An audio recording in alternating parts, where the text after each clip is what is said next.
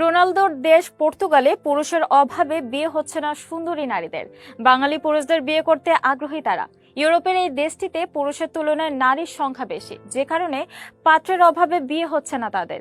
দেশটিতে একজন পুরুষ কেবল একজন নারীকেই বিয়ে করতে পারে। এখানে একাধিক বিয়ে করা রীতিমতো অপরাধ, যে কারণে পুরুষরা চাইলেও একের অধিক বিয়ে করতে পারে না। এদিকে পুরুষের তুলনায় নারীর সংখ্যা বেশি হয়, পাত্র সংকটে ভুগছেন তারা। বিবাহযোগ্য হয়েও বিয়ে করতে পারছেন না নারীরা। চোখ ধাঁধানো সুন্দরীদের বসবাস এখানে।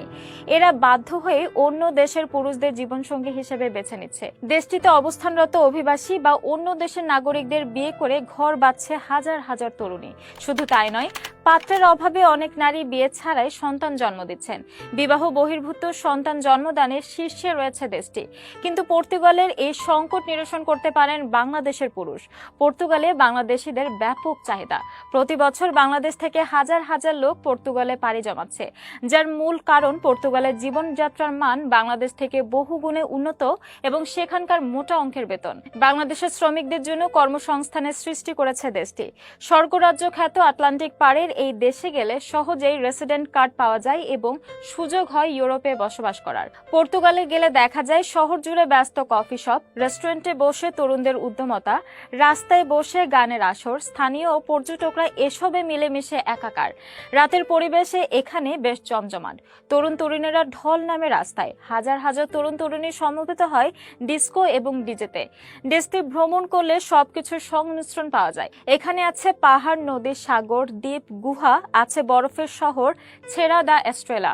পর্তুগালের একমাত্র শহর ছেড়া দা এস্ট্রেলায় ঠান্ডার মৌসুমে বরফের চাদরে ঢাকা থাকে। শহরটি সমুদ্রপৃষ্ঠ থেকে প্রায় ৬,৫৩৯ ফুট উঁচু হয়। এটি একমাত্র শহর যেখানে পর্তুগিজ এবং পর্যটকেরা বরফের স্বাদ গ্রহণ করে। এটিকে পর্তুগালের দক্ষিণ উপকূলের মাত্র কয়েকশো মিটার দূরে তাবিরা শহরটির নামকরণ করা হয়েছে ইলাহা দি তাবিরা। যাওয়ার একমাত্র মাধ্যম নৌকা এবং ফেরি। গ্রীষ্মকালে এই দ্বীপে জনমানুষে ভরপুর থাকে। দ্বীপটি বিখ্যাত গরমের দিনে সাঁতার কাটার জন্য। তাছাড়া এটা এক নির্জল বালির সৈকত যেখানে জনসমাগম কম হয়।